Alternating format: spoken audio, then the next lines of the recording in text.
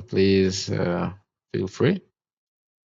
And at 2:20, it's when we will begin our session. So please invite everybody and any of your friends or your colleagues who you think they might benefit with one or two from this session. And again, as a full disclosure, this meeting is recorded so that for anybody who might have not attended this session, uh, might come and learn it later at their own pace, or even you, if you would like later to come and attend back to this meeting and learn and see how we learned or what we learned from this session, you can come and learn with your at your own pace, at your own pace. So you're most welcome. Thank you for everyone who is continuing to join the this webinar. Thank you. Thank you. As I said, I have added the link to the for those who did not get the invite link through email. They might join. They might use the link in the chat box so that they can register their details, and later I'll use the names, the well written names, because at first uh, when I I sent out the invite for you to register for this, some of you guys did not really write your names properly. So some of you wrote a single name, which is not actually good for a certificate or a credential. So I have to ask you again to write your name again in the link that I sent in the chat box, so that you can write your name properly, and I can use the details to send your credentials soon after the webinar has concluded. So please, thank you and welcome. Welcome to this webinar that I prepared. Yes, so it's a professional communication webinar, because uh, most of sorry,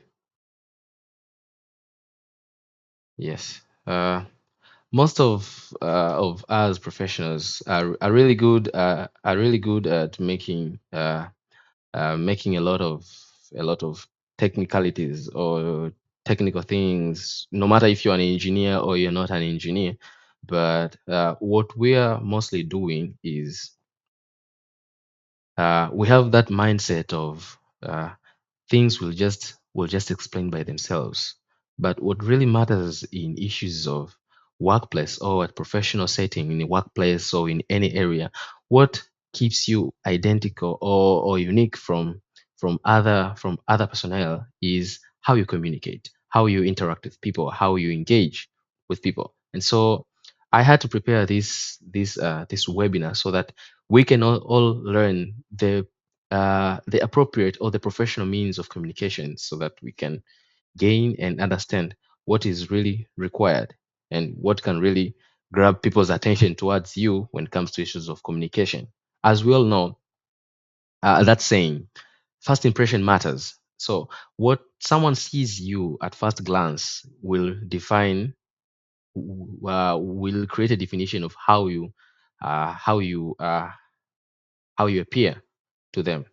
You see what I mean? So that's why I had to prepare this webinar, so that we can all learn and see how things are going. So I categorized this webinar in 8 different chapters, so that we can get a grasp of what exactly is supposed to be done in what area.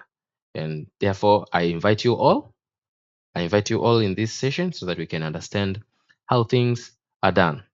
And I hope you enjoy the session. In case you're having any question, please just drop it in the chat box and I will read it, and we'll all answer it right here, and we'll understand how we can work this out.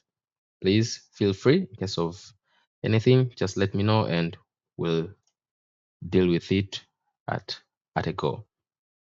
For the last time, a full disclosure, this meeting is recorded, so that for if you would like later to come and revisit the session and learn at your pace, this meeting will be available on uh, on the PMer's YouTube channel called the PMer, so that you can learn and understand at your own pace. You see?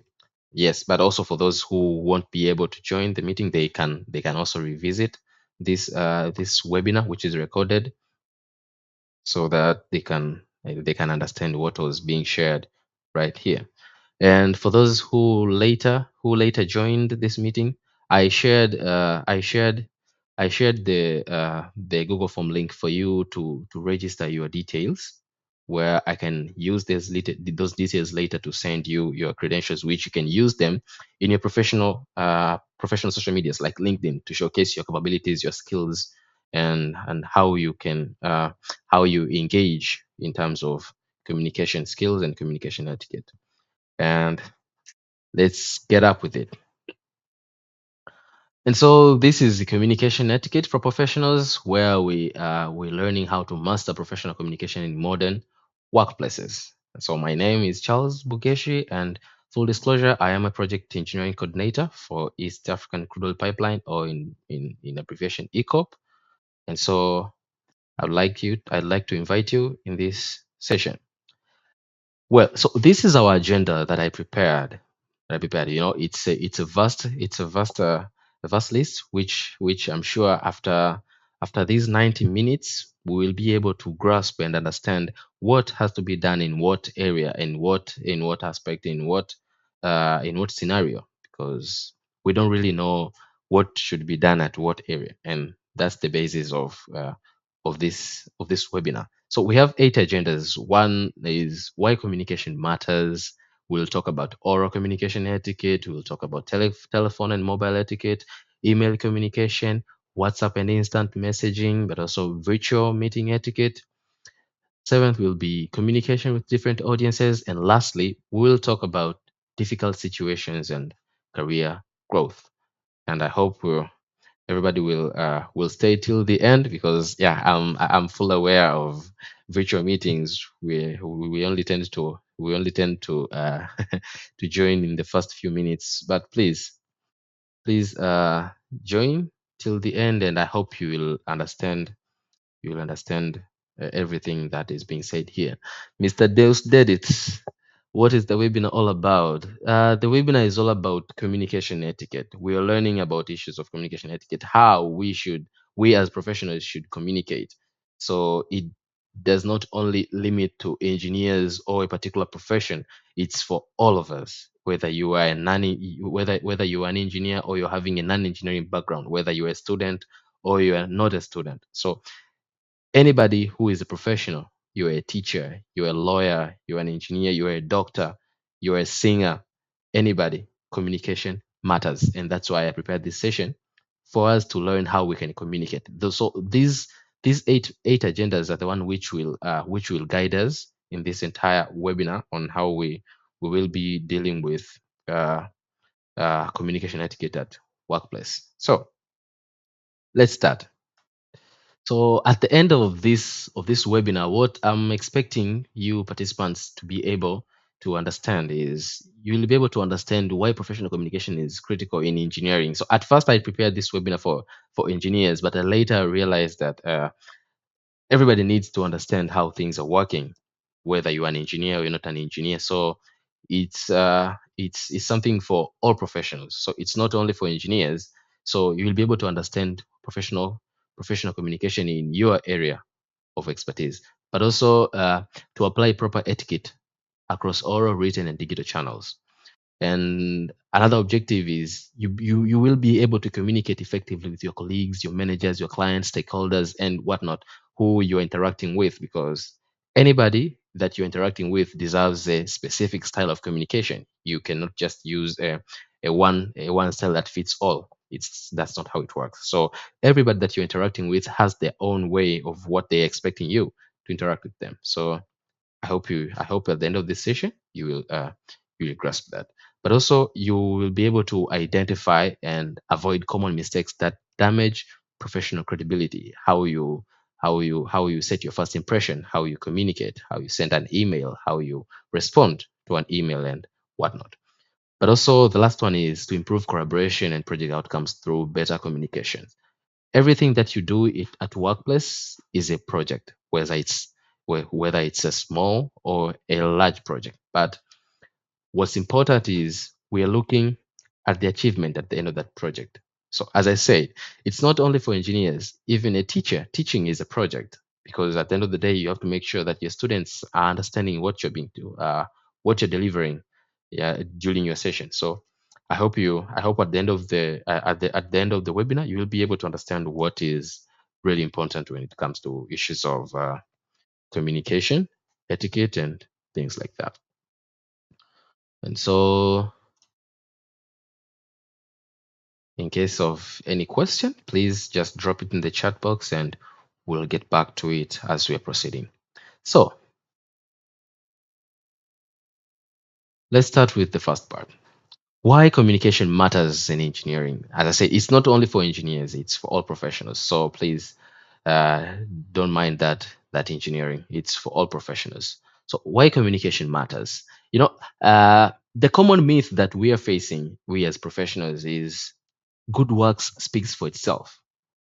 Well, technically, that's not true because imagine someone who is a 10 out of 10 with technical skills, but he's a 3 out of 10 in communication skills. Do you think people perceive them as a 10 out of 10 or a 3 out of 10? Obviously someone will not perceive you as a 10 out of 10 because how you're delivering something defines exactly if you know something or you don't. But you might be fully aware of what you're speaking, but how you're delivering it is what really counts when terms of when it comes to issues of communication. And so good work speaks for itself does not really work in nowadays in this current era that we're having.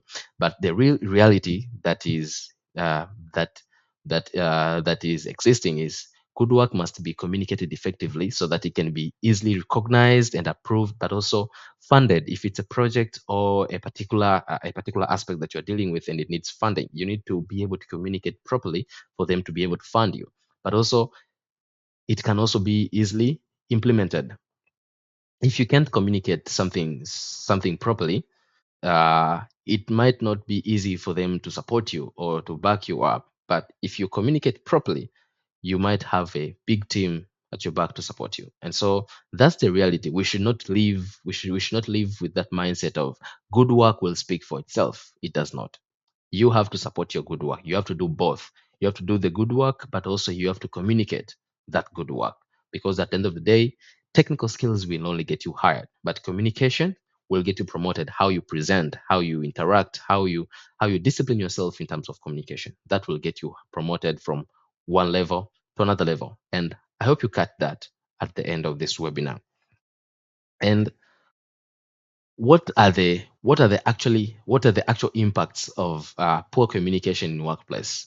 I'm fully aware that we are all aware of these impacts, but just to catch up is one of the impacts that might occur as a result of poor communication at workplace is project delays. A lot of projects are delaying because someone doesn't really know what they should do, and they don't know what they really should do because they were not communicated well.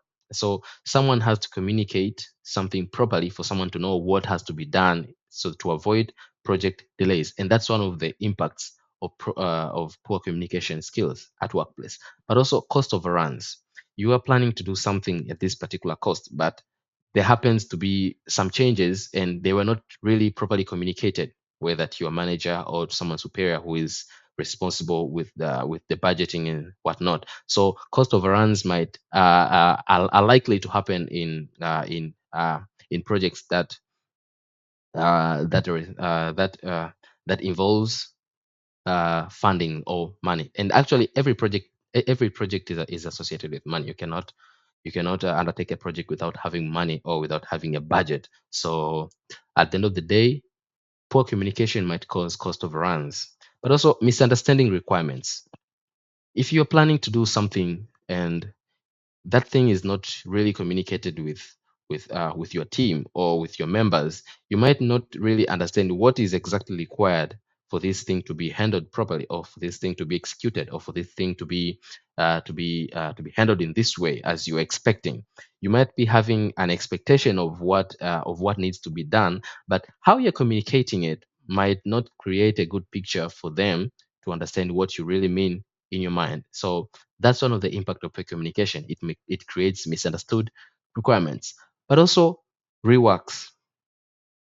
This is a common challenge to most workplaces. You might be doing properly. You might have done your work properly to that extent. You see that this is my A game work. But the moment you submit your boss and he or she asks you a few questions about that particular work, the moment you fail to respond properly to the degree that he or she uh, expects from you, it might create a notion that this work is not completed, or it's just a bluff that he is saying that he or she is saying that he has completed this task. So he or she might require you to redo that work again, and that's one of the challenges of poor communication, because you failed to deliver exactly what is required in that particular presentation. But also safety incidents. You are planning to do something, or you are assigned to do something related to issues of safety. So if you're having a team that might be encountering or might be working in an area which is highly prone to safety issues, and you fail to communicate them properly, like maybe, hey guys, please be careful with this or be careful with that. So that miscommunication between you and your team who are working in an area which is highly susceptible uh, to uh, to accidents or to safety issues might create accidents at the end of the day. So poor communication is also a challenge. But also another issue is stakeholder conflicts and damaged reputation, but also team frustration. All these are the impacts of poor communication that are existing currently in our workplaces, whether you have faced it, whether you have not, but they really exist, whether you have faced it or they're still in the background. But at some point, you might encounter one or two of these, which uh, which might create a new way of view how you view things. And so what really matters is for you to develop the important skills that might help you to improve your communication skills to avoid all these impacts of poor communication. So the impacts of good communication. We just saw the impacts of poor communication, but what about good communication? We'll have faster decisions, better teamwork, career growth. People will grow from one level to another, but also client trust. If you're having a client, you're working a project, whether you're working in a construction project or in a pipeline project or in any other particular project, good communication, if you're a consultant or you're a contractor, good communication creates creates an illusion of that you know what you're doing. And so the client will automatically trust you because they have gained confidence in your team just because you communicated well. But if you do not communicate well, then the client will not really trust you. Building a better teamwork. How you communicate with you and your team creates a good understanding with one another on who should do what and what should be done at what particular instant. So having a proper alignment in your team might trigger proper achievement of the project goals or the achievements in your workplace, just because you're having good communication. And so take a point of view of the engineering communication workflow. So this workflow might also differ when you're speaking in the aspect of other field, whether you are a lawyer or you are a doctor or you are a teacher or any other field that you're dealing with. And so each each audience demands the specific style of communication. You do not have one style that fits all. You only have to tailor to exactly what specific audience demands. And so this is a cycle that you might be facing. For instance, if you're an engineer working in a particular project, you might be interacting with your supervisor, your project manager, your contractor team members, suppliers, clients, government authorities, but also community stakeholders. And all these demand a specific style of how you're communicating with them so that they can understand you. You cannot communicate the same way as a project manager, and you communicate the same way when you're communicating to your supervisor or to your contractors. Everyone demands their own specific style of communication, and you, as a professional, you need to know, or you need to master all these aspects of communication to know what should be said to where at what particular time. That really matters when it comes to issues of communication etiquette. So we will come and see later how you as a professional might how you're required to communicate with these individuals, because everybody demands their own specific style of communication. And I hope you have grasped that first part of why communication is important in workplace. Just to give you an overview and uh, and a general understanding of why we need proper communication at workplace. And if you're having a question, please just drop it in the chat section so that we can see it and answer it as much as we can.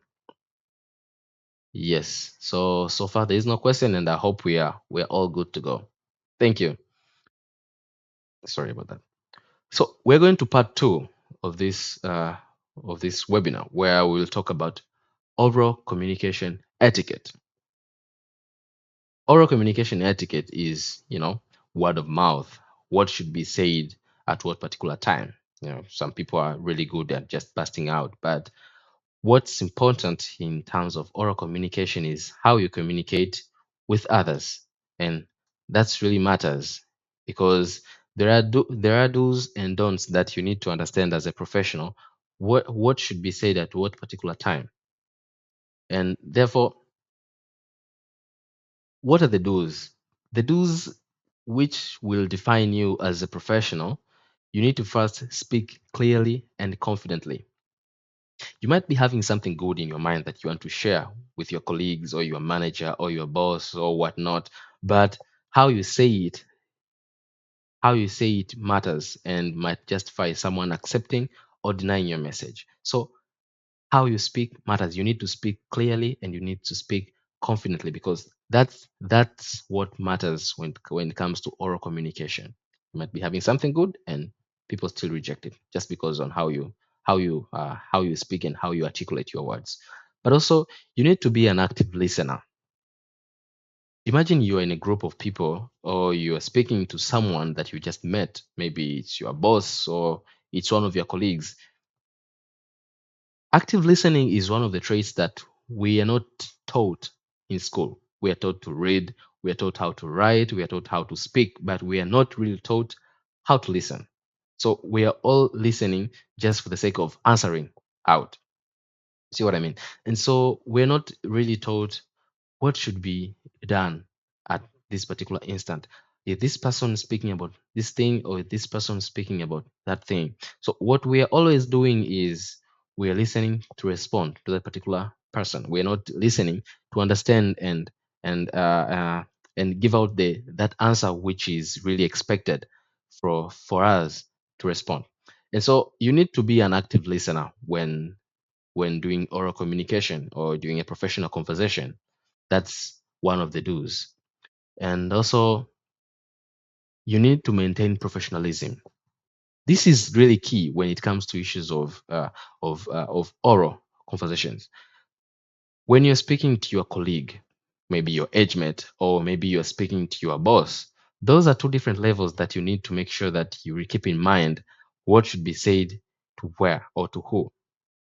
Imagine you're speaking to your boss, or let's say you uh you came across a high official in the government, high government official, just by accident. you know what will be triggered in your mind is that I have to be humble. I have to make sure that this guy loves me, or this guy sees me for what I am, or for what I share with them. But what's important for you to remember is anytime you speak with anyone, you need to maintain professionalism. For instance, one of the professionalism that is important is phone usage. Imagine you're speaking with your friend or any colleague that you just met, and every time he is speaking and you're busy on your phone, chatting, texting, or whatnot, That creates an illusion that you don't really care about that conversation, and that's the lack of professionalism. And so, if you are communicating with someone, please try to maintain professionalism. If you are seated, try to maintain a good posture. If you are talking, or if you are talking while standing, please avoid using your phone, or losing attention. Losing attention, maybe you are speaking to someone, and then someone passes around, and you ignore that one guy who you were speaking with before. So that's professionalism that I'm talking about. You need to maintain professionalism when it comes to issues of professional conversations, when you're doing it orally, but also be concise. Other people don't really care about too much details, so you need to go straight. You need to go straight. If you want to say, today, I'm joining this webinar to learn about professional communication etiquette. That's enough for someone to understand you. But instead, what you do is, guys, today what I'm trying to share with you is there is this one webinar that I wanted to share with you, and I think you guys might really love. And if you're having your sibling that might be in school, maybe something like that, you need to be concise. You need to be straightforward with what you are doing, with what you're speaking, with what you're saying, with what you're delivering. Be straight with what you want to deliver to that particular audience, so that you can grab their full attention for them to understand what you're saying. But also, lastly, one of the do's is ask clarifying questions. If you've not understand something, please just ask a question instead of later coming to ask another question, or a question that is related to that particular conversation that you had before. If you have not understand something in that particular instant, just ask out. And asking is not a shame. It shows that you're focused. It shows that you're understanding. It shows that you have given them full attention to what they're speaking, or to what you are saying. So you might be conversing with your friend, but your mind is not really up there. So you need to make sure that you're asking clarifying questions for them to have the feeling of, this guy has given me their full attention. So those are the do's. But what are the don'ts? One of them is, do not interrupt others. We people, we are really good at interrupting people when they are speaking. Well, I don't know, it's our culture or something like that, but it's not really a professional thing for us to do when someone is communicating and you are constantly interrupting them. You are engaging new ideas, you are engaging something new when they are already speaking. So one of the things that you as a professional should not do is interrupt when someone is talking. It creates an illusion that you don't really care about what they're saying, but you really care what you want to say. So that's not professional. So you need to make sure that you don't interrupt others, but also you do not assume that you understand, or assume understanding of something. As I said about asking clarifying questions, if you're having any doubts, don't just assume, I know that thing, I know about that thing, I know about that thing.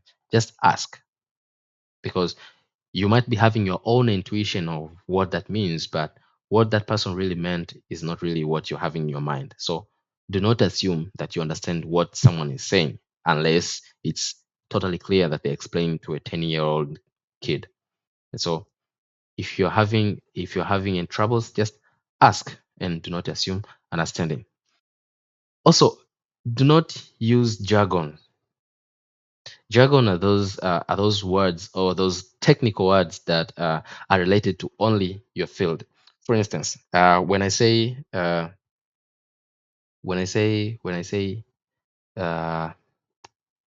lawyers jargon, issues like affidavit, or a pledge, or something like that.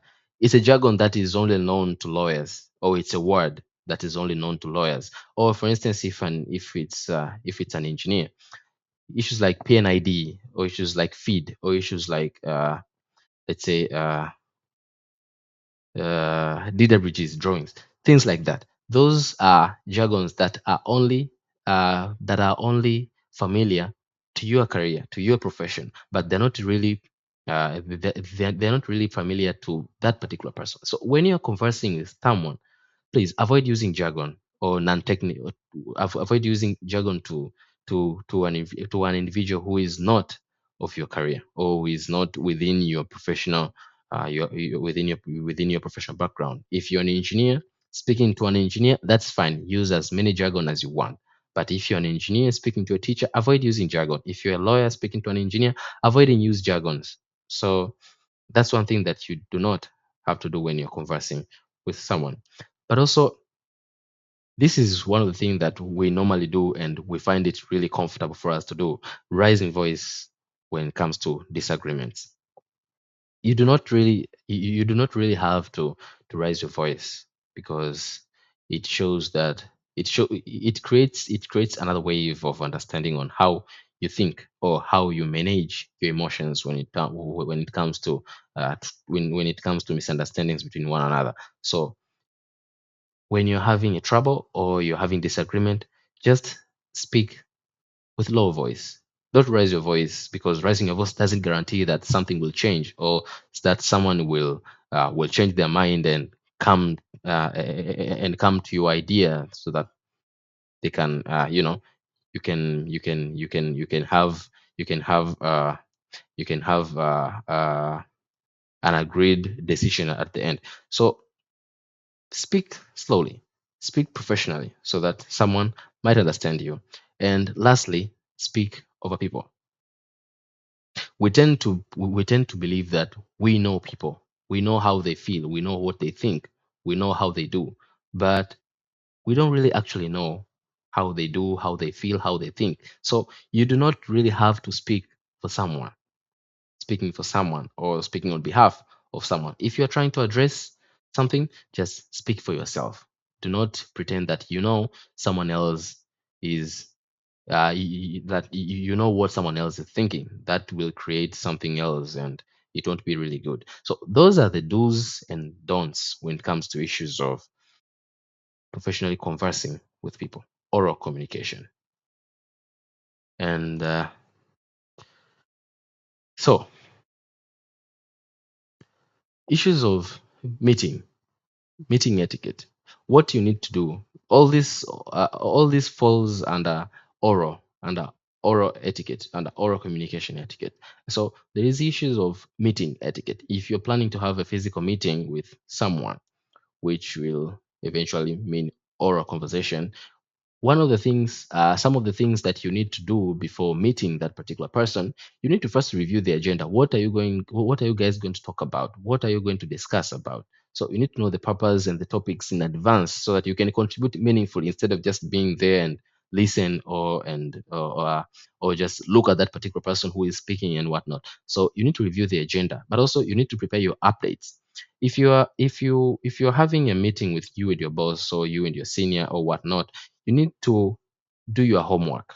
Let's say your homework, you need to gather relevant information that might help to facilitate that particular conversation. Do not just go and sit and wait for the other guy to engage with you. You need to also be engaging in that particular conversation. So gather relevant data, reports, or information that you may be asked about during that particular conversation.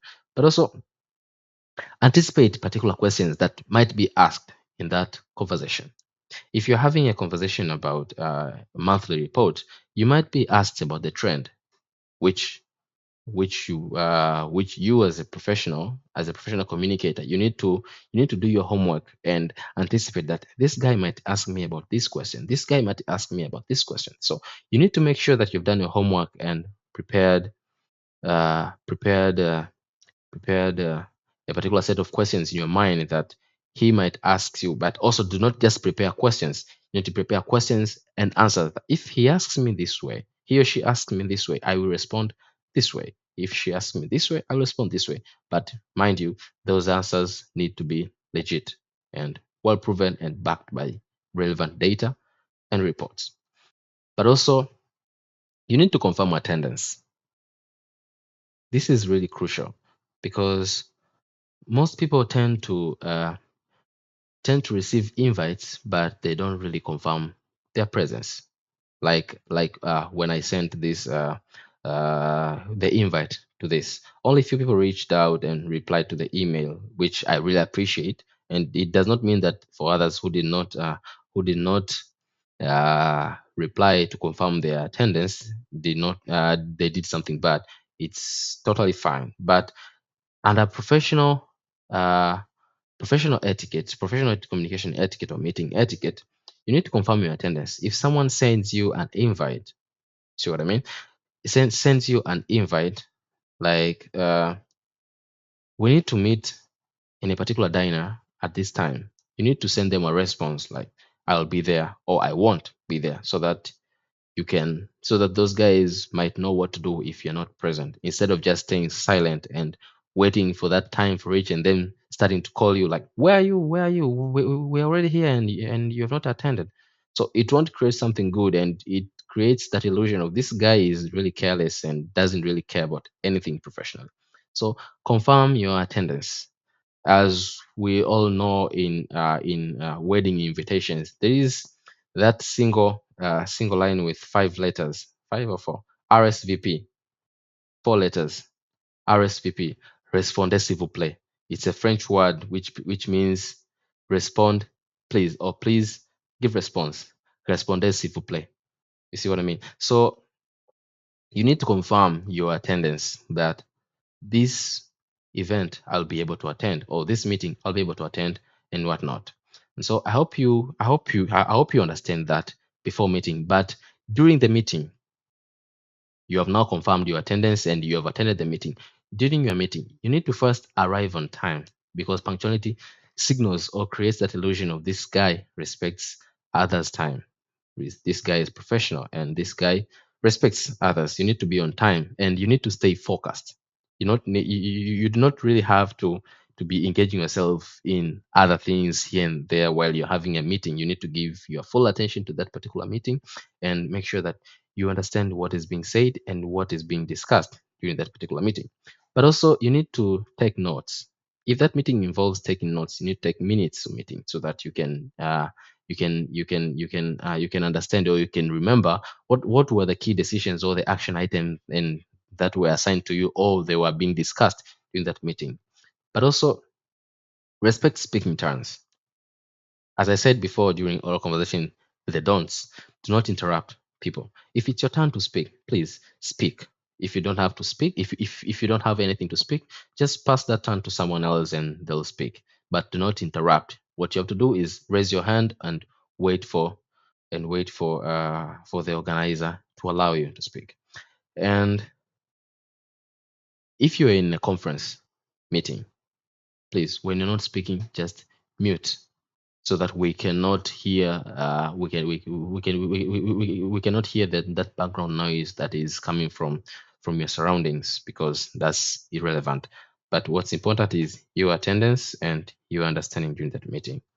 And after the meeting, we have seen before the meeting, during the meeting, now after the meeting, you need to make sure that you follow up the action items that were either assigned to you or they were discussed during that particular meeting. If there are complete tasks that were assigned to you and deadlines, you should never let them fall through the cracks, and make sure that you grasp each and everything that was discussed and assigned to you. But also, you need to share the meeting minutes. That aspect of taking notes, you as a professional, you need to share the meetings that were the minutes of meeting that were being discussed during that gathering. It shows your attention, it shows your professionalism, it shows that you understand what was discussed, and how you deliver it matters a lot. And lastly, you need to communicate delays early. I said earlier in the introduction phase that you need to communicate properly for someone to understand. And one of the things that that impact professionalism is poor communication when it comes to issues of delays, and delays are the impact of poor communication. So if you cannot deliver on time, just inform. If you cannot complete that particular task on time, inform them, whether it's 1 or 2 days before, or if you are supposed to deliver it in 24 hours and you really feel like you cannot deliver that on time, just inform them. Nothing's wrong with that. Nothing is wrong with informing. But what's wrong is during that follow-up meeting and you're asked to deliver something and you did not prepare. And then you say that, sorry, I'm having a delay and something, whatnot. People won't really understand you, and they will see you as someone who is not professional, and next time they won't really look up for you. And therefore, what to understand is a meeting without a follow up is just a gathering, but a meeting with follow up, minutes, and communication, that's a meeting that needs to be remembered at your workplace. And so, these guys, apologize for these engineers. It's for all professionals. I forgot to change the slides, but yeah, just know that it's for all professionals. So presentation etiquette. Remember, this all falls under oral communication. When you're presenting, please just focus on key message. Do not try and say everything that that maybe is in your mind. Just focus on what's important, or on what is required, or what that you need to deliver in that particular meeting. And create, if it's 3 points or 5 points, just create a short explanation around those points for you to deliver and share that key message. But also, simplify technical language. I talked about jargon. When you are speaking to a particular audience that is not uh, is not under your umbrella, or is not under your professional cycle, whether you're an engineer and speaking to a manager who is not an engineer, just simplify that technical language and make them understand. Avoid that strong vocabulary or jargon, as people call it, and people will clearly understand you, because I showed you that model of a person at the center who has a lot of audience, and each audience demands a specific style of communication. So if it's executives, they only need outcome, and they do not really need the equation which you might be presenting. And also, use visuals effectively. What matters in communication is visuals, pictures, graphs, images, things like that, because those are the ones which communicate faster, more than even texts. See, so I've been seeing, people preparing their slides or their presentations with a junk of text with only few images or few graphics and whatnot. So what communicates faster is images. You need to make sure that you're having a lot of images and few texts, just to justify what you're trying to present to them and things like that. But also, you need to manage your time when you're trying to communicate with people. Do not speak one thing. Well, you might you might be trying to clarify that thing, but you need to make sure that you're on time, because at the end of the day, people will get bored and whatnot. And lastly, you need to prepare your quest. You need to prepare for questions. People might be having questions about what you said, so you need to really know what you're speaking, and you have anticipated any relevant questions that might be asked as a result of what you presented during that particular meeting. And if you're having any trouble, you can just say, I'll find out. I'll find out. If you are asked a question and you do not have an answer that instant, just say, I'll find out, or I'll come with an answer shortly. That makes much more sense rather than say that I don't know, and I'm not intending to do that. So yeah, I know you won't say that, but just in case. And that was part two of oral communication. So telephone and mobile communication etiquette. What is really important for you to do during communication? One of the do's, or the good things for you to do, is, uh, if you're trying to if someone has called you, just just state your name. If you're having or maybe if someone calls you with a new number, if you're trying to communicate with someone who you don't really know who is speaking at the other end, just state your name. Good morning, Charles speaking, how may I help you? And the other guy might respond with their name, instead of, hey, who are you, where did you get my number? So that's creepy. It does not really portray professionalism. So just identify yourself immediately and state your purpose, in case you are calling someone and you're sure that the guy at the other end does not have your phone number. So identify yourself immediately, instead of waiting for them to start asking follow-up questions like, hey, who are you? And you said, you'll just know me, just chill. You'll just know me as as we are going. That's not really good. So you need to make sure that you state your purpose clearly and respects the caller's time. If it's something urgent or someone is speaking fast, you need to just respond quickly. And if they need a follow-up question, they'll ask you instantly. And if in case that particular call needs needs a follow up, and maybe a lot of things were being talked about during that particular call, you take a few notes for you to follow up and make sure that you understand later what was being discussed, so that you can make a follow up at your own pace. But also follow up on the commitments made. If you discussed about something during that particular call and things were discussed that needed a particular follow up, you need to follow up on those commitments, so that that guy at the other end might know this guy was real attentive during that particular call, and was and they were not just blushing around. What things to avoid during phone call? Issues like yeah, what, because that does not symbolize professionalism. You need to make sure that you state your name, you identify yourself. So, not identifying yourself is something that is creepy, that is not professional. You need to state your name. If you're sure that that person at the other end of that particular phone call does not know who you are, so you need to identify yourself. But also, speaking in background noise. When you're trying to communicate with someone, find somewhere cozy and somewhere silent. Speak clearly, because that background noise does not really create a good attention for someone at the other end. But also, one of the things that we as professionals miss is returning missed calls. You might be calling someone, and they did not accept your call, or maybe someone was calling you and you do not return the call. So what's important for you to remember is when someone calls you, maybe it's 2 o'clock, 2 p.m. afternoon. So when that someone calls you and you maybe accidentally or you were intentionally not intending to accept that particular phone call, please later when you have that time, return the call.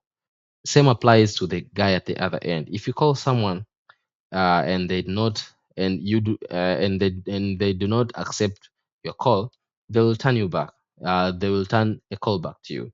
So what to remember is how many times should you call when you're calling someone and you do not have and the guys at the other end did not accept your call.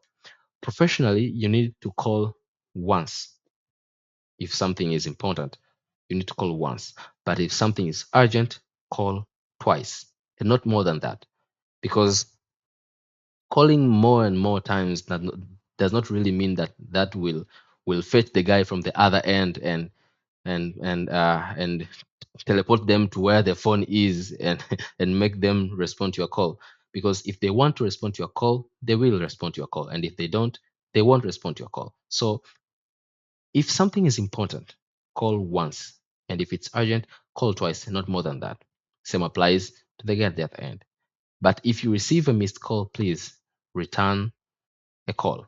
It signals professionalism and understanding. But also, multitasking during calls.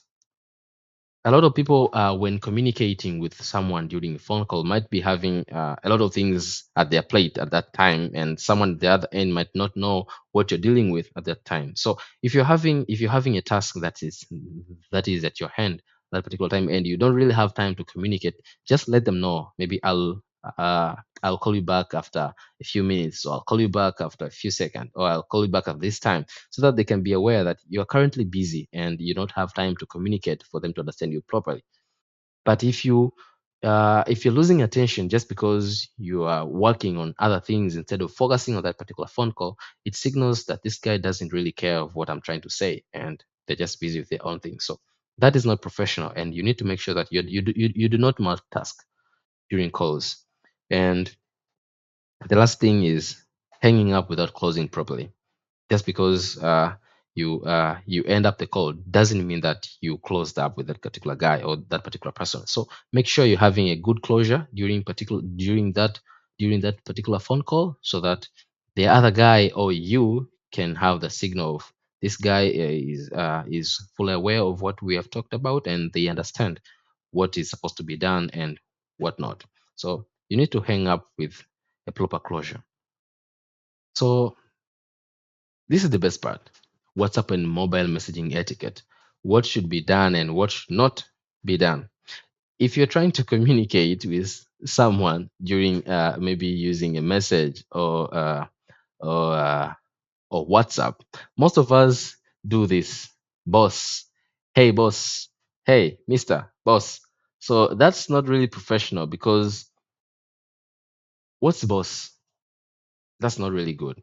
Yeah, because even me, I actually found myself using this type of using this type of style at some point in life, but I later figured out that this is not really professional. So I had to switch and be straight to what I want to deliver or what I want to ask or what I want to say to that particular person.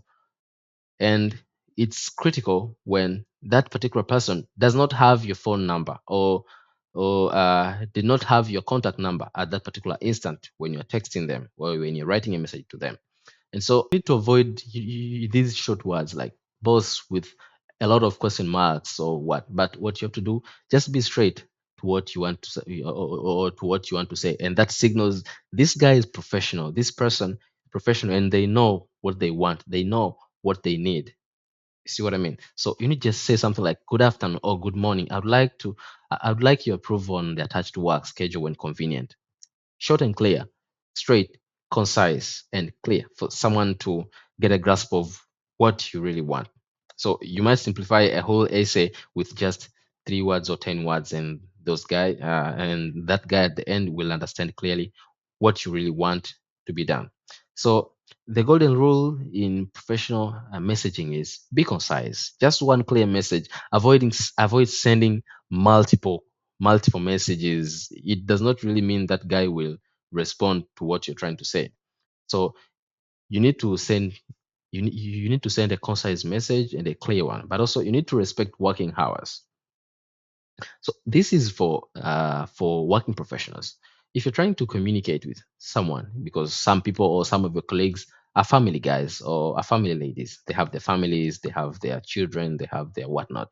So you need to respect that particular time. If it's work hours, you need to text them during work hours. And if it's not work hours, please do not text them.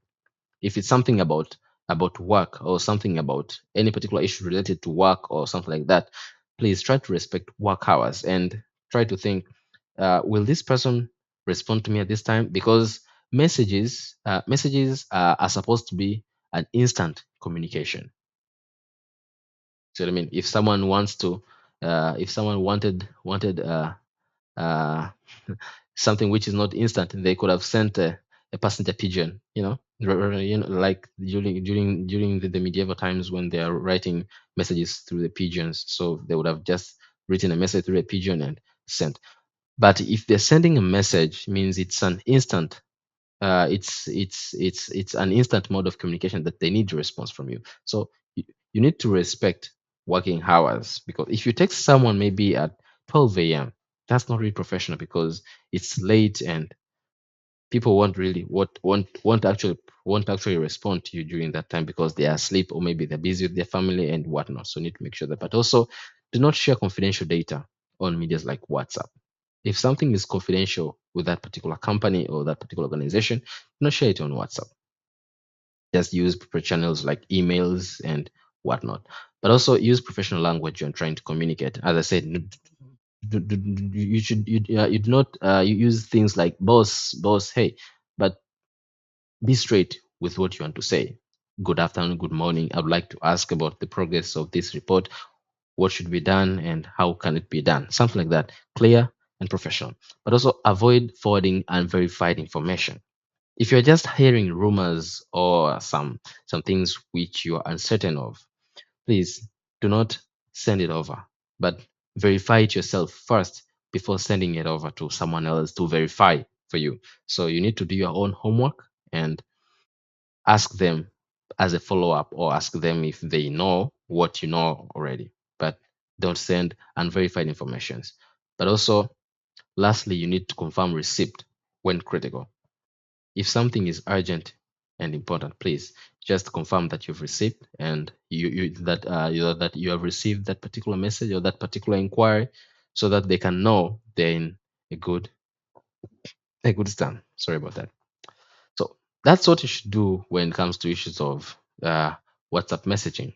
So this is the best part. Now we're entering, and this is what triggered me to prepare this particular webinar for professionals, because it's a challenge for most of us out there on issues of writing emails. What should be written in what particular emails? We're just writing an emails the way we want. So let's see how communication etiquette through emails is being undertaken or is being conducted. So full disclosure, guys, it's for professionals, not only engineering. So why email matters? Why email matters is, firstly, emails provide a means for securing permanent records. Emails are legally and professionally documented. So if you have something, if you're having something that is long term and you want to maintain it, please use an email. That's what matters during at workplace, and that's why every company has their own threads of emails, because that's the proper means and professional means of communicating and sharing information, because they create an audit trail for every decision. If something was decided in a particular time, they might go and refer to those emails that were being sent for that particular decision. But also it's a formal means of communications, decisions, approvals, escalations, documentations, and everything. Emails is the only proper channel that can be verified and taken as a formal means of communication. But also it creates it creates a means for accountability trail of what was said by who and when, because these emails have timestamps and you can see clearly what someone wrote in a particular time. So if someone is denying that they did not write something, there is an audit trail of what they sent. That's why people really love emails to communicate with, and that's the most important thing about emails. And lastly is professional credibility. People see you, or people understand you, or people take you for what you are when it comes to issues of emails. So your email style reflects your professionalism, and a poorly written email creates a lasting impression. And that impression is not really good. Hope you remember that. And so the anatomy of the email, how that email should be written, and this is the part that we most people fail to understand on what is important for us to write. So recently, I was encountering this thread of a particular email, and that email initially, the original email was written in English.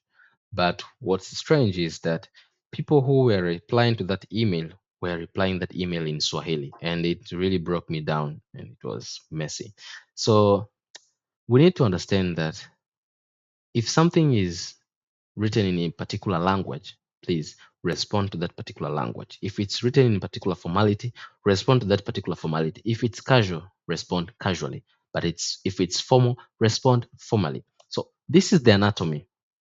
This is the anatomy of a particular email, that when you are trying to write an email from now on, you need to remember uh, this particular anatomy of an email, starting with the subject line, because this is the first impression, what someone sees before they open an email. So you need to you need to make sure that it's concise, it's clear, because if someone sees something like project schedule update, phase 2 earth frameworks, earthworks, so that is something which is clear, and it might drive for someone to understand what's the content of that particular email, instead of waiting for them to gather around and enter and start reading an email line by line. But the subject line defines all and makes that person interested to read more about your email. But if it's bad, something like hi, imagine a subject line written hi or no subject at all, blank. or something like please read. Nobody cares about what you have written. If you've written please read it, it doesn't really mean that someone will read, because it's vague and generic, and it's missing forces that will trigger that particular reader to open that particular email and understand the purpose. Every time what will be clicking into the head is that particular header or that particular subject line of please read, or it's important. No, it's not really important. You have to make it important by writing a proper subject line. So a subject line is you need to write what's the topic, but also the specific action or update, but also maybe a phase if needed. So I'd like you guys to help me out with one thing as we are progressing with this subject line.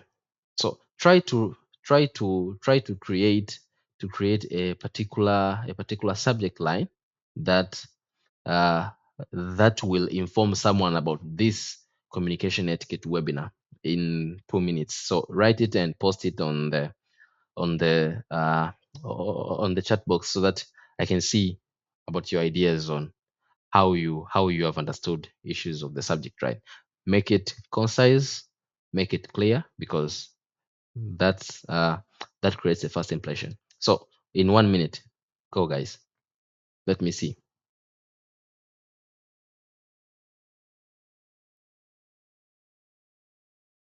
Just create a single line subject line for an email to inform people about the communication etiquette webinar in the chat box. Come on, guys. This is supposed to be an interactive session for us to understand. So just show me what you have.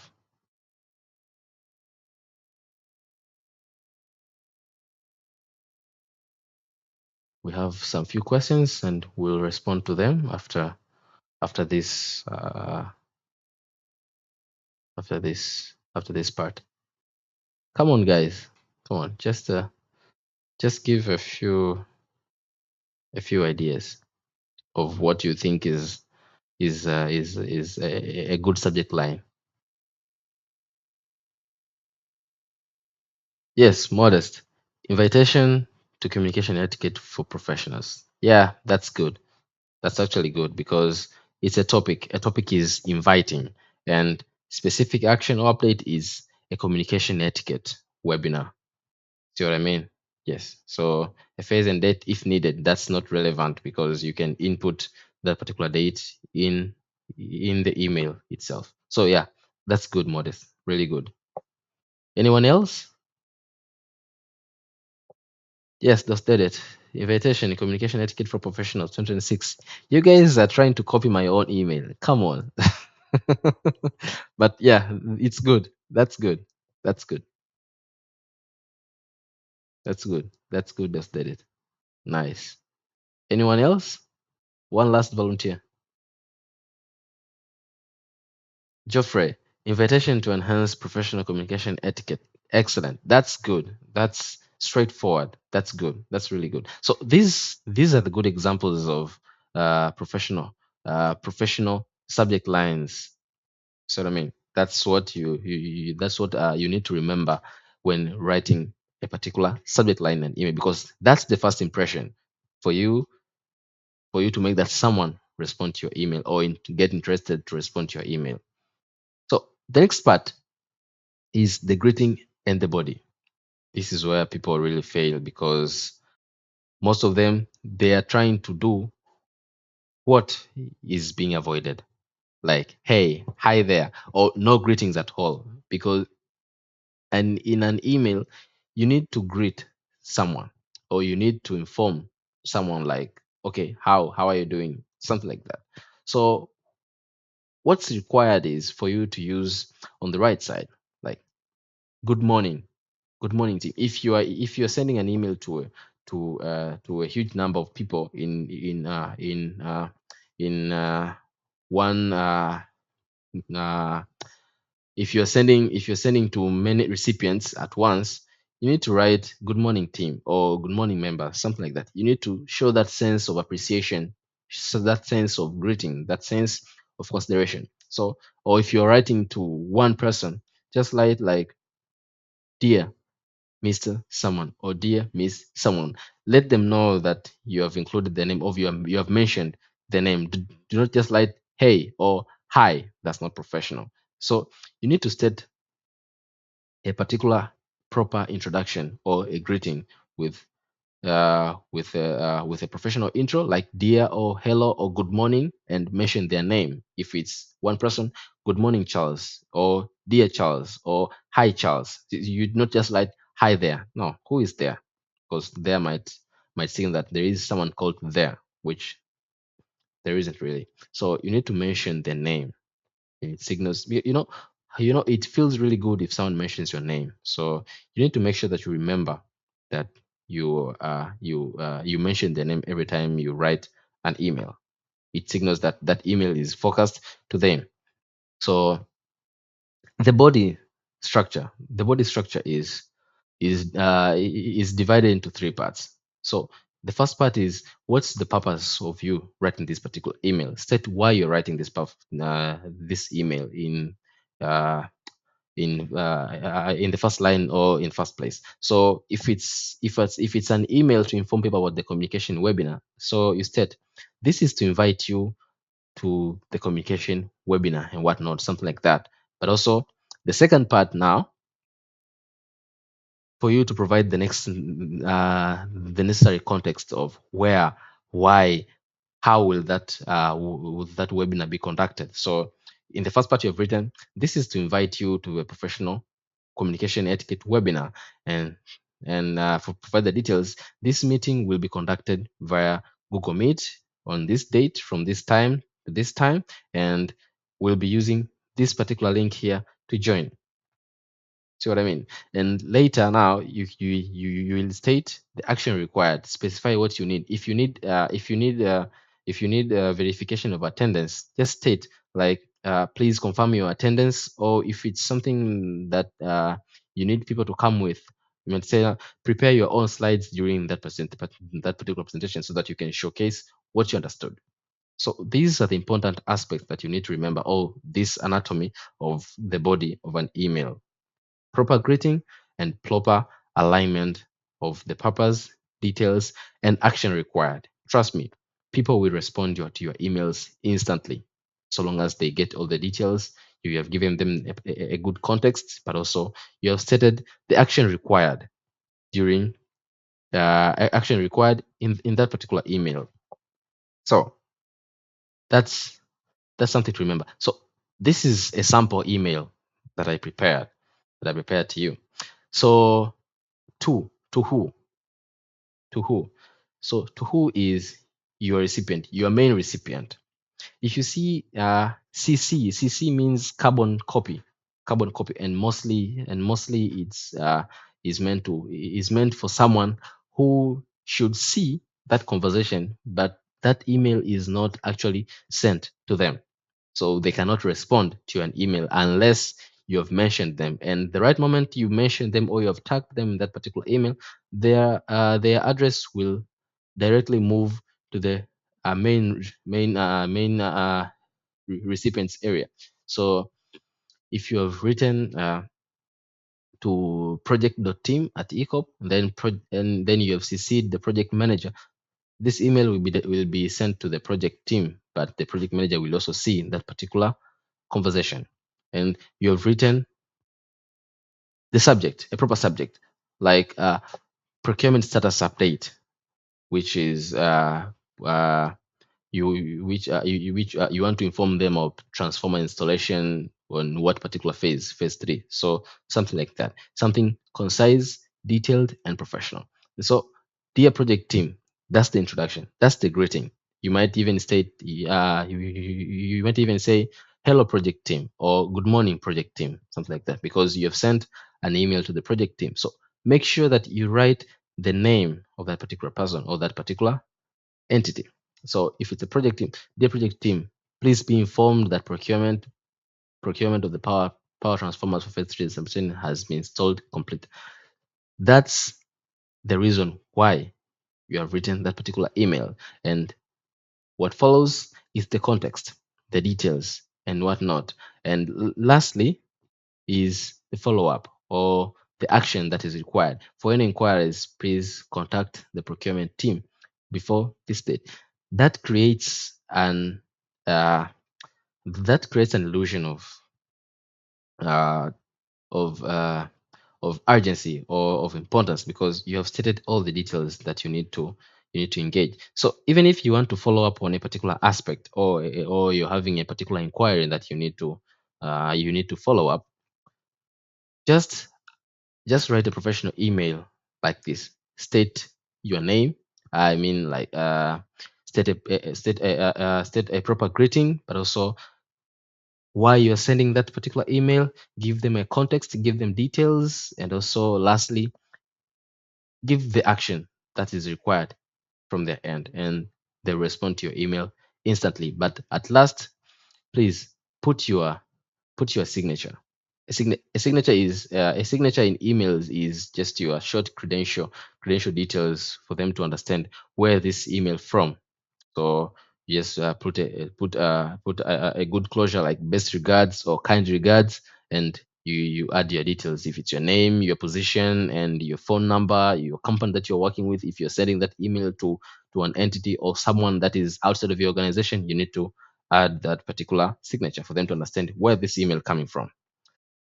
So common mistakes that you need to avoid during this particular issues of emails communication. Missing subject line. You do not send an email without a subject line. Make sure that you do not send an email with a subject line. Or reply emotionally. No, you do not put emotions in emails. An email is a professional means of communication.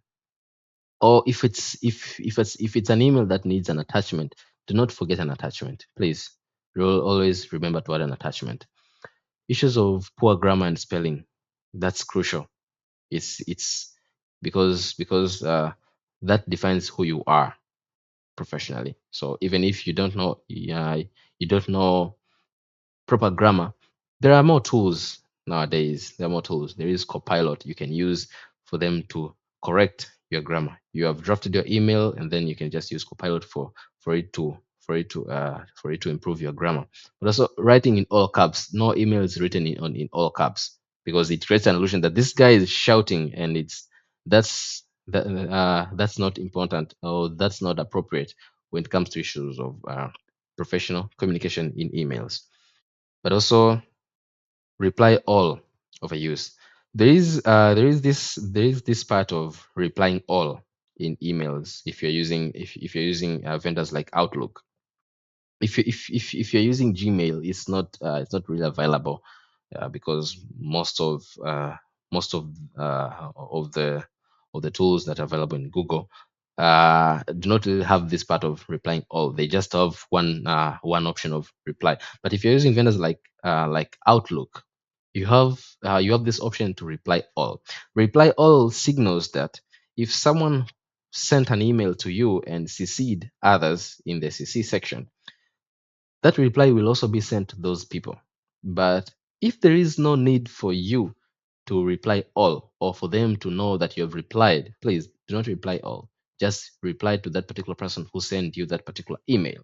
And that will signal that this guy is understanding, and he knows what they're supposed to do in this particular instant. Instead of letting everybody know that you have understood something, just reply to that particular person who sent you that particular email.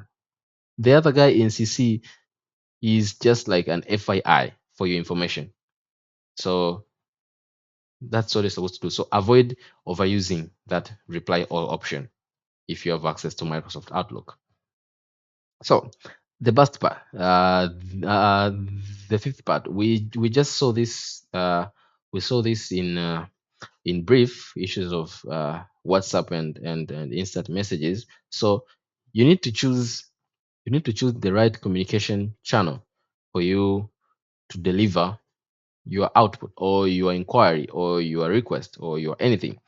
So if you're trying to use an email, you use emails only when it comes to issues of formal approvals, decisions, reports, documentations, but also when communicating with your clients or contractors and whatnot for professional, formal communications.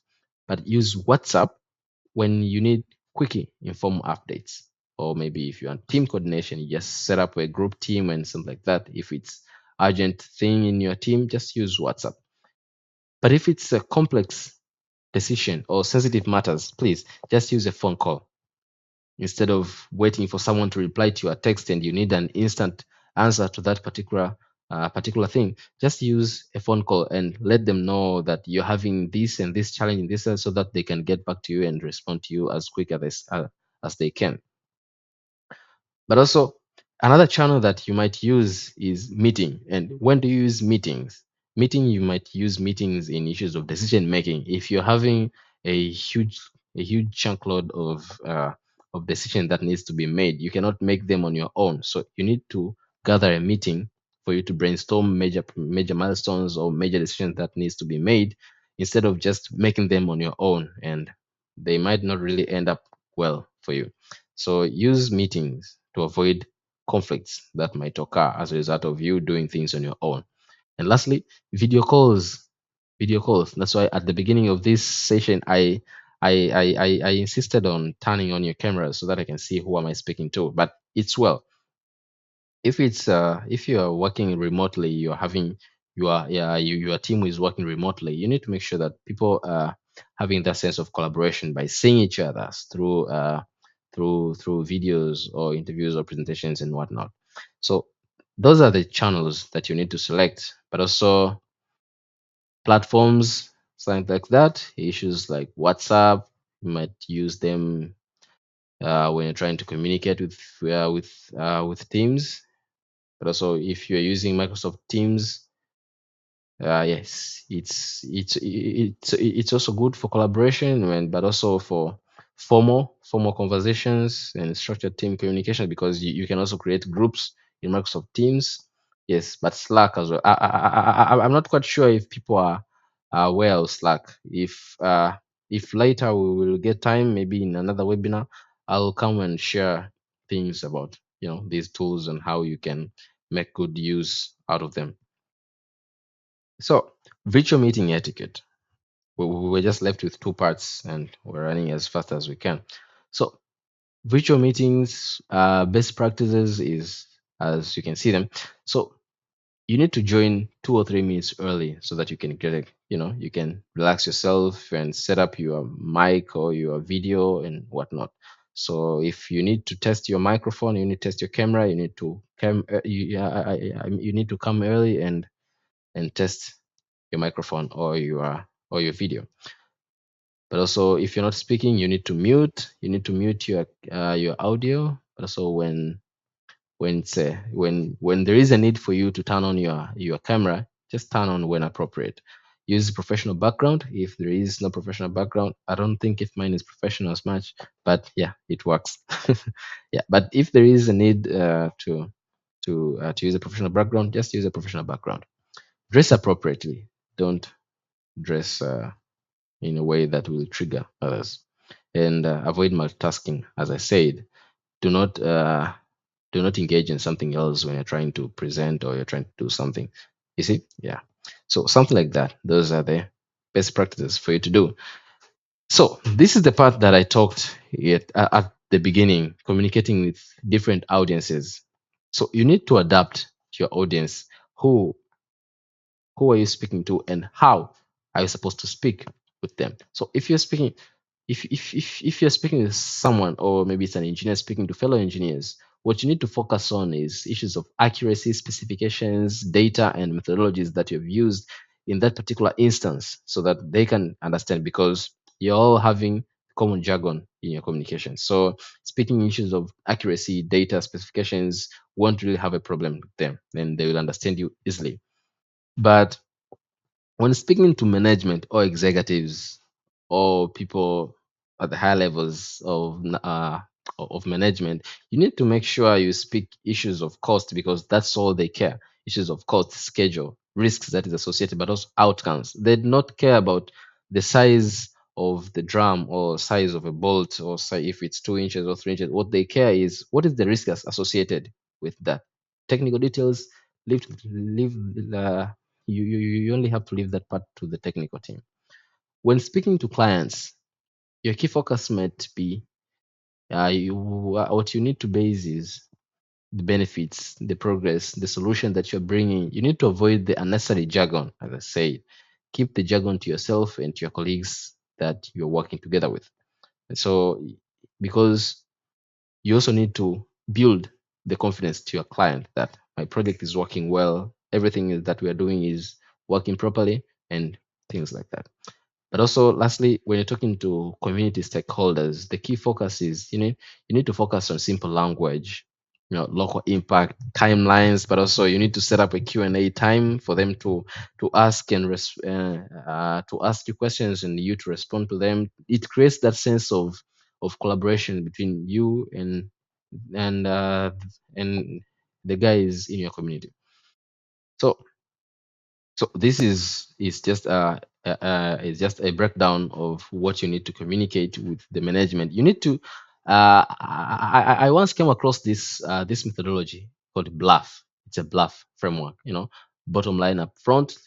You need to speak with conclusion first and recommendation before giving supporting details. So you need to start from the bottom to the front instead of starting from the front explaining the details, the technicalities and everything. But speaking with management, they care about outcomes, so you start with the bottom. If you're building a house, you just start with the outcome. Like, we have already raised maybe uh, three walls, and then you come back now to the technical details. So now, each wall demanded this and this and this and this and this and this. So you need to first start with specific specific conclusions to that particular thing, but also lead with outcomes. Management only care about costs and risks, not technical process. Use numbers. You need to quantify. You need to quantify what you're saying instead of just stating that this thing has caused this. You need to quantify so that they can know uh, uh, what issues of cost that needs to be implemented or needs to be improved so that things can run well. And lastly, you need to follow with facts instead of just throwing technicalities in their face. You need to provide facts or simple details for them to understand properly in an appendix or in a particular table for them to understand if they asked. And I hope that helps, because bluff framework is really crucial when speaking to management. When speaking to clients, you need to focus on benefits and not process. You need to translate technical language, avoid jargon, but also you need to deliver good and bad news equally, properly. Because, yeah, if you master the art of delivering good news, but also you should also master the art of delivering bad news to your clients, because not every day you'll be having good news, and that does not really mean that delivering good news delivering bad news is what we're expecting from an engineer to a client. So you need to make sure that you are delivering news. But when you're delivering bad news, you also need to provide solutions. Do not just report a problem. You need to bring also options on how you can resolve that particular problem. When communicating with stakeholders, that's what you should do. You need to use simple language. You need to be transparent. You need to listen and respond. We're not taught how to listen, as I said, guys. We're only taught how to speak, how to write, but not taught how to listen. So you need to listen clearly. What those guys need and how can you respond to them? And you need to respond the cultural context of that particular community that you're dealing with. If you're working with Maasai, you need to adapt their style for them to embrace you. So you need to maybe use their clothing, maybe use to use you also use to you also need to use their food that they are eating. So adapt in that particular context so that they can believe that you are respecting their culture instead of just coming up with your things and maybe your researches and things like that. So you need to respect their context. So the last part is difficult situations and professional etiquette. So this is the last part. When it comes to issues of disagreement, professional approaches, as I said, first of all, you do not shout if you're having a disagreement when you're communication or when you're conversing with someone. So You should never say you're wrong. No, that's a bad idea, or that will never work. Do not send that. Do not articulate negative words or negative things to the presenter or someone who is trying to communicate with you, is sharing an idea with you. So what you have to do is you have to appreciate what they're saying. You have to respect what they're saying. So instead of saying you're wrong, just say that I see your perspective. May I suggest another approach based on the data? If someone is talking something about this data or this report, you might be saying, I have a new idea. Do you mind if I share it with you? Something like that. But also, I have some concerns. Can you review the numbers instead of that's a bad idea? Or do you think that's no? So just be professional and avoid using, avoid attacking. See what I mean? You need to attack the problem, not that particular person, because that's mostly what we are doing at all times. So you need to attack the problem, not the person. But also, you need to use data and evidence to support your position. Don't just spit out items or things. You need to come with relevant evidence to back up your data. But also, you need to seek alignment, and you need to seek you need to seek understanding instead of individual victory or individual glory. Don't seek for victory. Speak for alignment. Don't seek for alignment during a conversation. But also, when you're receiving criticism, we are not really good at accepting or handling critics when they are being sent to our end. So, what you need to do when you're facing critics professionally, so that you may not so that you may not seem as a person who is not really good at communicating, you need to listen fully and do not interrupt or get defensive. That's not proper. You also need to allow the person to complete the feedback, ask clarifying questions, and acknowledge valid points that they have been said by that particular person, and focus on solutions, not the problem. That's important because how you handle feedback reveals more about your character than the feedback itself. Delivering bad news properly or professionally, that also is important because you do not just attack the person, not our fault, or maybe the supplier failed or something like that. You need to give an approach that will also help to streamline or to solve that particular problem that has been raised. So you need to state what happened, why it happened, the impact that was caused by that particular instant, and what are you doing about that, but also the time for resolution. So you need to give a good response of what happened, why, what's the impact, and what are you doing about it, instead of escalating that particular challenge to another person. That's not good. That's not professional. You need to follow that particular blueprint that I've shared with you. Yes, so cross cultural communications across engineering and other professionals, these these things vary from profession to profession, but generally the underlying logic is the same throughout all professionals. You need to respect communication styles. You need to avoid idiomatic expressions like, no, let's take this offline. No, no, no, no. If you're trying to communicate things in a meeting that's virtual, you need to finish that meeting right there and avoid using, you know, using things like, strange expressions that may, you know, may scare some people, and it's not really good. You also need to be patient and write confirmations. Write confirmations. If you have been sent to do something, confirm that you have acknowledged, or maybe you have accepted something and things like that. So that's important for you to remember when you're trying to conversing in any profession, not just engineering. And the last part is communication.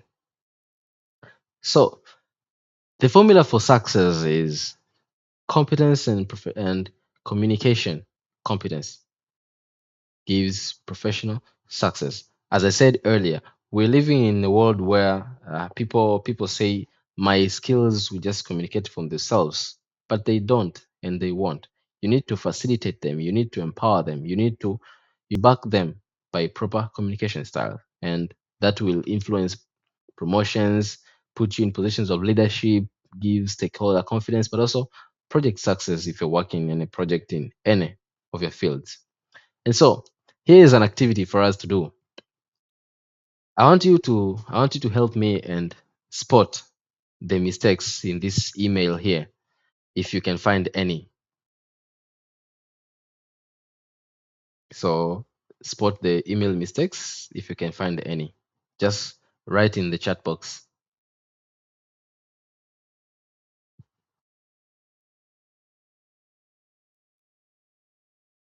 Just write in the chat box. Hey, yes, that's one of them. You do not write hey in an email. You not write hey. Who is hey? That's not professional. Good. Thank you, Jose. Anyone else? No attachment. Good. That's nice. That's nice. If you are sending an email that is supposed to be having an attachment, you need to include that particular attachment. So you have said there is an attachment in here, but no attachment found. So yeah, that's a good catch, Paul. Thank you.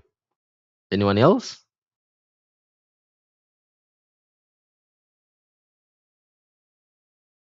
Anybody else? We're at the end of the session, guys. So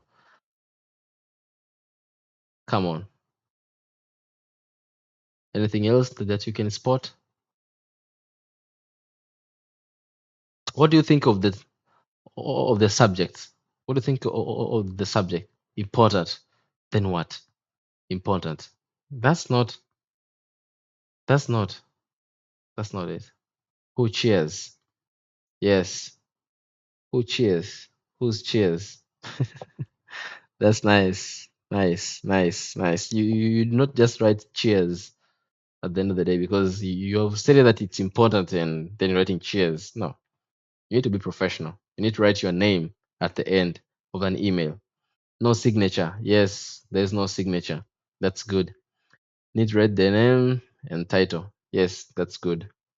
Exactly. You need to write the name at the end of an email. That's good. That's good. Another thing that you can spot in an email,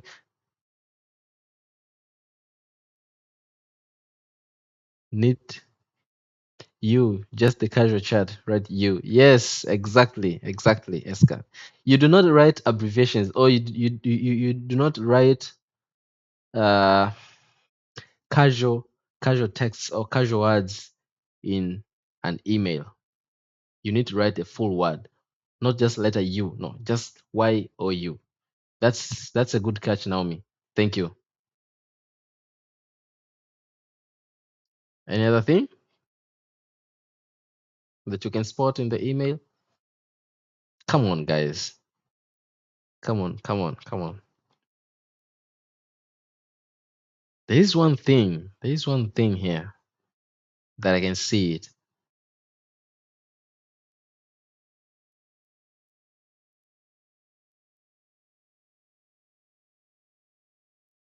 What about let me know?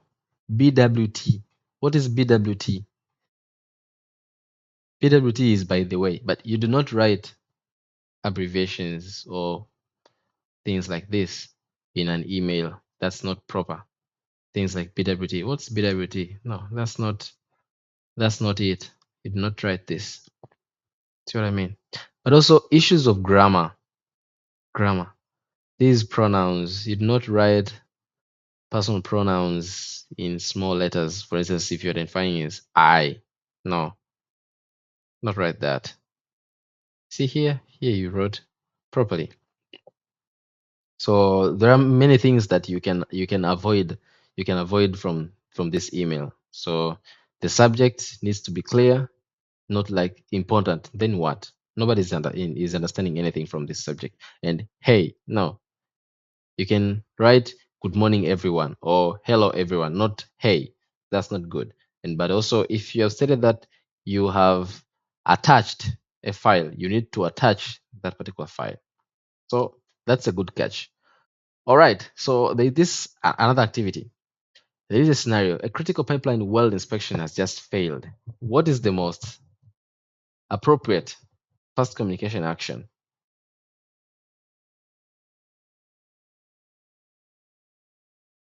A critical pipeline well inspection has just failed. What is the most appropriate fast communication action? Is it WhatsApp? Is it email? Is it a phone call? Or is it a meeting? Benito Mjuni says an email. You need to send a formal email to management. Okay? Ndahoze says phone call. All right? Josiah says WhatsApp. Anyone else?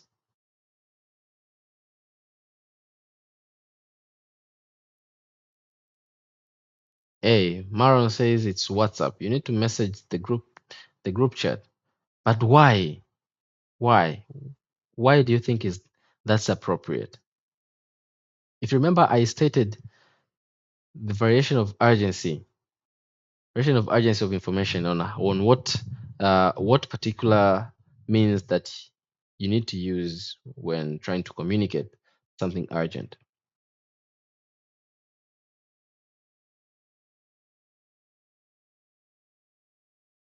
So, full disclosure, you need to use WhatsApp to communicate, to let them know on what is happening. You need to message your entire group which is responsible in that particular inspection or in that particular team for them to let them know.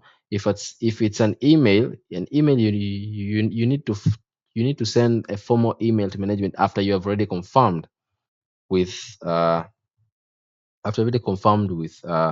with your own team, with your own internal team before sending it out. Because if you're sending it out, means it's something that is crucial and it needs their typical attention at the end of the day. So yeah, that's it. The other question, it's a role play scenario. So imagine you're a project engineer. Imagine you're a project engineer on a large pipeline project. Procurement of a critical valve has been delayed by 2 weeks due to manufacturing issues at a supplier's factory. Let's assume because of the Strait of Hormuz thing. You see? So this will impact the commissioning schedule. You must inform the client project manager during a scheduled progress meeting without losing confidence. So your task, role A, the engineer, deliver bad news professional using formula taught, and B, the client, react realistically and ask tough questions. So these are the things that you need to you need to engage yourself with. Well, this one was supposed to be it was supposed to be a one-on-one activity that we could be doing so that someone might be playing a role of an engineer to deliver the bad news professionally using the formulas that I've just shared with you to deliver the bad news to the client. See what I mean? But also the client project managers to react realistically and ask tough questions. So if you're having maybe your friend after this session, you might share with them a certain scenario and act accordingly to see how they respond. And so that's the end of our training. And the key takeaways that you guys need to remember, and I hope you remember, is communication is a core skill, not just for engineering, but to all professions. It's not just a soft skill because it determines whether your technical work get recognized and implemented. But also, you need to adapt to every audience. You do not just pick one particular style of communicating and use that to all of your audience. You need to make sure that you tailor everything, just like when you're tailoring your CV when you're trying to apply different positions. That's what you should do. But also, you need to choose the right channel. Emails is for formalities. Use WhatsApp for quick updates and calls for complex conversations that needs attention of other people, like your seniors and whatnot. But also, you need to make sure that you emphasize professionalism in any and every interaction. every email, every call, every message, because that shows your brand, that shows your character, that shows your professionalism. So if you're not maintaining professionalism in every interaction, that signals something bad about you. And lastly, difficult conversations require honesty. Be honesty, be on time, because every time you delay sending out something out. Every time you delay replying to something, or you delay sending an update, that signals something bad, and it might really backfire on you. And I hope you guys remember that after this particular session. And lastly, you as a professional, let's say for engineers, communication is not just a soft skill, it's a core professional skills. So thank you guys, and this time is for Q&A. Let's see if you're having some questions here. That's nice. Josiah just raised his arm. So just give me a few minutes to respond to these previous questions, and then I'll give a room for you to ask your questions here with your audio. So this Daddy said, so in this today's digital workplace, what's the most common communication etiquette mistake most professionals make, especially young engineers? And how can it be consistently avoided based on your experience in your profession? Well, the most the most critical thing that people or young engineers do in this current generation is failing to communicate properly using channels like emails. People don't really know how to write emails. They write poor emails. I'm sorry to say that. We don't really write good emails to inform people or to ask for something. And this was the main reason for me to prepare this session, to inform on issues of communication etiquette. So how can how can we how can we how can we improve from this is you need to practice doing something professionally. You need to practice, because you won't know how things work unless you do them. So if you're just having that ideology of replying an email with only one line, with no greeting, with no closure, with no properly organized body, then you won't be doing anything. So you need to make sure that you are practicing writing properly. If it's an email that has been sent to you, try replying it professionally. Use a proper introduction, state your business, and put a good closure of that particular email, and that will help you improve as a professional in your area. So I hope that helps, Mr. Devstead. So Modest said, question: What what are examples of allowable professional postures to show when communicating with someone when sitting or standing? Well, I forgot this part. I forgot to include this part in the slides. But when you're trying to communicate, when you're trying to communicate, first of all, you need to avoid all distractions. If you're using your phone, don't even try to put your phone on the table, because it shows that you're still carrying after it shows that you're still carrying at that phone. So what you have to do is hide your phone, put it in your pocket, or put it in your jacket if you're wearing a jacket. Don't show it up on the table or whatnot. Even if you tend to flip it upside down to show that you are not paying attention to any message or any call that might come popping up on that phone, it still signals that you are caring about your phone, because you have given it a seat at the table. So that's one thing. You need to put it away to show that you have your entire mind focused on that particular conversation. But also show your hands every time you're communicating with someone, because it signals that you are not hiding anything. What if you're hiding a dagger or you're hiding a gun? Well, it's not technically like that, but that's how it works. There is this story. I've not verified it though. I said that you should verify an information before sending it out. But the reason that people invented shaking hands is because they were avoiding individuals who were hiding issues like knives or guns with them I'm not sure about that. It's just a story. But what matters is you to showcase that you're comfortable with that particular person. You are free to communicate. You're engaging with them. So you need to show your hands when you're when you're standing. You need to stand upright, not just looking down every time, but you need to be focused to them. You need to keep an eye to eye when you're communicating with them. Do not show that you are, maybe, I don't know, you're not confident or whatnot. So you need to make sure that you're focused. You have maintained eye contact with them when you're talking or when they're talking. But also you need to make sure that for instance, when you're sitting, you need to make sure that you're also up straight. It's just like how I am sitting right now. You do not you do not lean, you do not lean to a chair when you're talking to someone. You need to make sure that you're seated up straight for them to understand, or to create that illusion of you paying attention to them. But also when trying to greet someone, when you're trying to greet someone, if they found you seated, please please make sure you stand up and shake your hands firmly.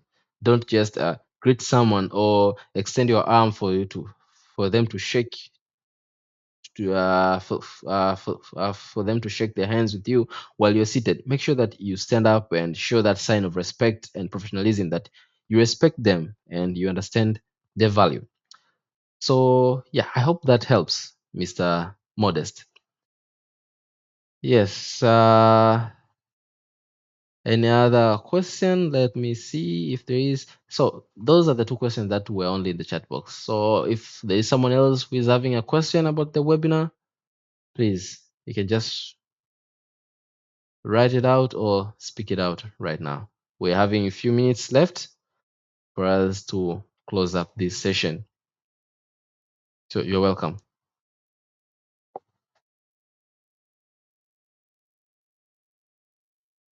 For those who did not who did not get an invite link, please, I have sent again the link for you to enter your details so that you can write your emails, and later on after this meeting, I'll send you your credentials so that you can add them in your LinkedIn, but also download it as a PDF for the reference so that you can use it to showcase your abilities to communicate professionally.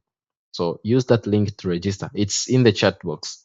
Use that link to register your details so that I can send over the credentials to you. It's a professional credential so that it can be shared anywhere.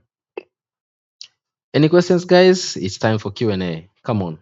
I'm sure you have a lot of questions.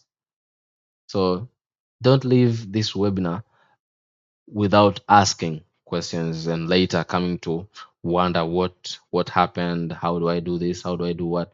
So please just ask those good questions. We have 4 minutes till 4:10. That's when we will close up our session.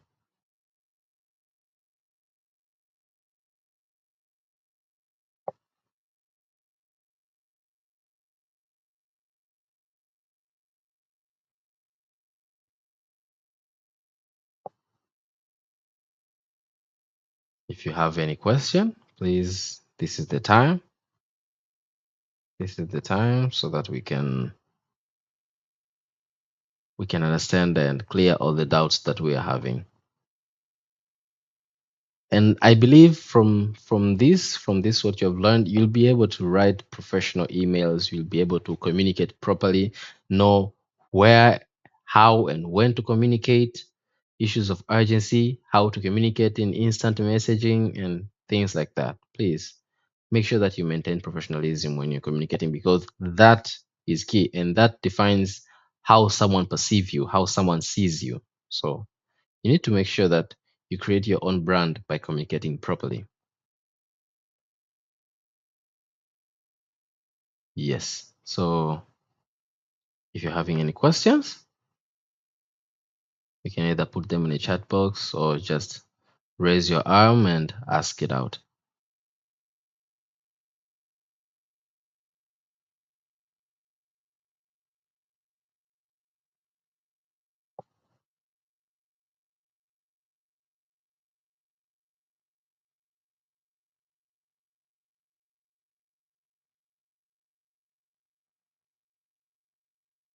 Thank you, Naomi. Naomi says the webinar was great, Charles. Congratulations. Thank you so much. Thank you. Thank you. And I hope you have learned and you have gained a thing or two.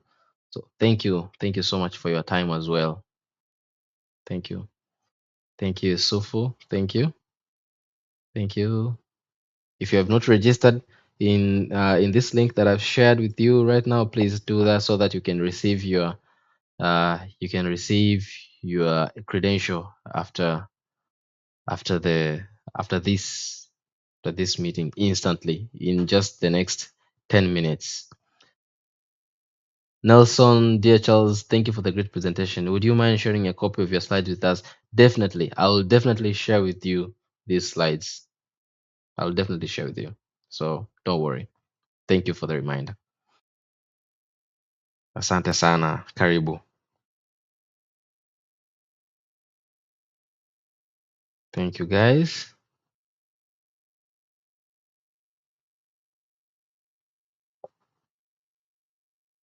Thank you so much. It's my pleasure. It's my pleasure to share my knowledge and skills that I'm having in issues of professional communication, professional communications. Sorry. So I learned these things back in 2024, and I'm glad I'm glad to share with you right now because it's something that is crucial and it's mostly underlooked by people. So thank you for your time, and I hope you become professional communicators from now onwards and avoid writing poor emails, calling people at the end of the yes. So yes.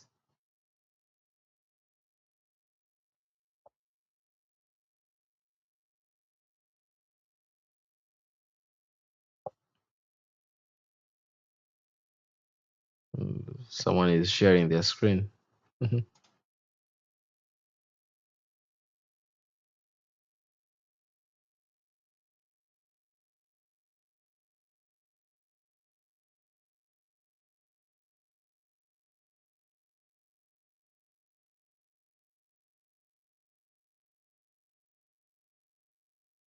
Hey, so all right. So thank you guys. Thank you, Mr. Amani. Thank you so much for your time as well. God bless you. So please have a good time, have a good day after this session, and I hope this session has helped you in one or two for you to develop professionally in issues of communication. So if in case there is another webinar, please don't hesitate to join and let's learn together because professional trainings are not really free. Are not really free because I paid for it back then. I paid for it for this for me to learn, but I'm sharing it for free. So if there is a training that you have been invited to attend to, just attend. Just set your time and attend to that particular session and learn, listen, gain from what is being shared, and trust me, those skills will compound and turn you into a professional in any aspect of what you're dealing with. So thank you guys and have a good day.